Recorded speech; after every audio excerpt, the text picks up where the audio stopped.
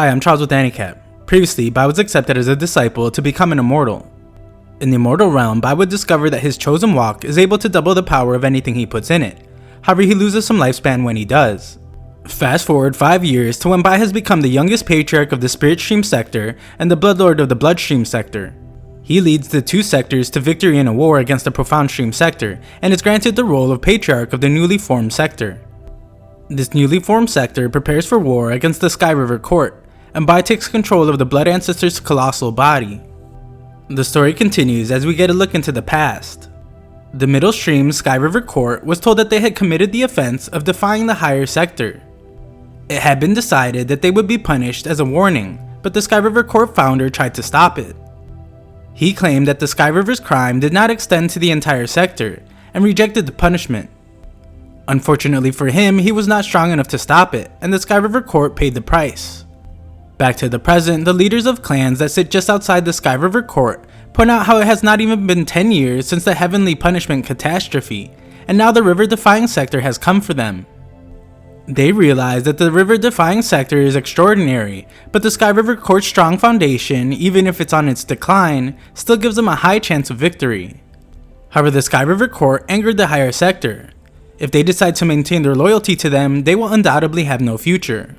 Unfortunately for them, no matter which side they decide to join in this battle, they will surely be caught in the fire. The other clans can hesitate and watch from the sidelines, but for Terminal Stream clans like theirs, this is a chance for them to find a way out of this predicament and turn things around. The river-defying sector quickly makes its way towards the Sky River Court, as the patriarchs discuss how the stance that the individual clans have taken are still unclear, and they must not show any weakness. The Sky River Court is no pushover, as the Middle Stream spiritual energy is 100 times greater than that of their old territory. Many of its disciples are currently making breakthroughs, so they must not allow any carelessness. They put themselves on high alert and instruct everyone to constantly monitor activity in every direction. June thinks about how although her current power is enough to advance to the Golden Core formation, doing so now would be very dangerous for the sector and for herself. What's most important then is to safeguard just one person, as only his improved control of the Blood Ancestor will give them the best chance to win. We then watch as Bai takes advantage of the Middle Stream's abundance of spiritual energy by crystallizing his 9 levels of Spiritual C to reach peak stage foundation establishment. The leaders of the clans we saw earlier meet with the river-defying sector, and declare that even though they are small clans, they are willing to acknowledge the river-defying sector as the master sector. Furthermore, they vow to serve the river-defying sector's great undertaking and lend them their strength. Bai realizes now that the patriarch ordered a full display of the warships so that they could test the resolve of the Sky River clans. Bai makes his way to the meeting and is immediately acknowledged by the leaders as the young patriarch who managed to unify the 4 downstream sectors. Bai asks them to stop being so formal as they have decided to abandon the wrong side and come to help them.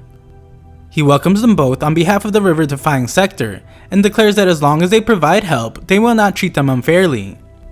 They are very pleased to hear this and decide to give them information on the Sky River Court. The Sky River Court is a sector of assassins. They established themselves in the Middle Stream region with the Flora technique and spatial skills. The founder of the sector is the only celestial level patriarch of the Sky River Court. Everyone marvels at the grand display as the man goes on to reveal that the Sky Banyan Evil Tree, one of the 2 main heirlooms, is the foundation of the sector. They depend on the tree heavily as it is the source of power for all the disciples when training. Patriarch Feng can't help but think how this tree has a lot of similarities with the Blood Ancestor. The man continues by revealing that their mountain gate is deeply hidden in the canopy, and if they want to breach it, it will be extremely difficult.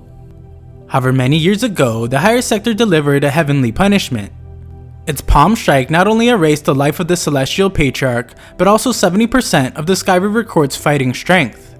It even destroyed the Sky Banyan Evil Tree's cultivation, so now they live on in degradation. One of the clan leaders is worried that they have doubts, and offers them transport tokens that can conceal their aura to help them conduct a personal investigation. Bai thinks this is a fantastic idea, and Patriarch Hanzong agrees. He explains to them that once the war starts, they will be relying on the both of them to monitor the movements of the other clans for their sector. After they win the battle, Hongzong promises that they will have the highest status among all the clans. Bai thinks about how the patriarch employed them without any doubts for the sake of the river-defying sector's advancement. The two clans have also staked everything they have on this agreement, so he can't help but think that they are all just a bunch of gamblers. We then see that someone is observing from up above. This person is Li Yuan Tian, a mid-stage celestial from the Starry Sky Pinnacle sector and patriarch of Sky City. He explains that 50% of the clans near the Sky River Court are preparing to side with the river-defying sector. He is told that all those clans are insignificant. Even if all of them were to become traitors, it wouldn't bring any harm. Li Yuantian explains that the river-defying sector is their guest, and they shouldn't neglect their friends who have come so far. In the forest, Mai points out how things have been far too quiet on their journey there. Jun states that the forest does not appear to be unusual, but it hides a massive, sinister, abnormal blood key. They decide to go further into the forest to investigate, but realize that they must be alert and observant. Their goal is to gather accurate information, then return and report this to the patriarch. However, just then, they are shocked to find a tree that absorbs flesh and blood. They become extremely frightened by someone, and Bai reveals that it's just him. Luckily for him, he has quick reflexes and explains to the girls that he followed them because he was worried. It is pointed out that he doesn't have a token to hide his aura, so the girls wonder how he evaded the patrol and got there safely. Before he can explain, Bai senses movement and a mysterious woman appears from some roots. Her name is Tong, and she is halfway to achieving a golden core. She is met by another member of the Sky River Court named Li Shu, and he is at the early stage of golden core formation. They are both confused as they clearly felt a response to spiritual energy there just now. Tong uses her roots to check who is hiding, but Bai uses his weaponized flora to hide himself and the girls. Her roots do pull out Qian though.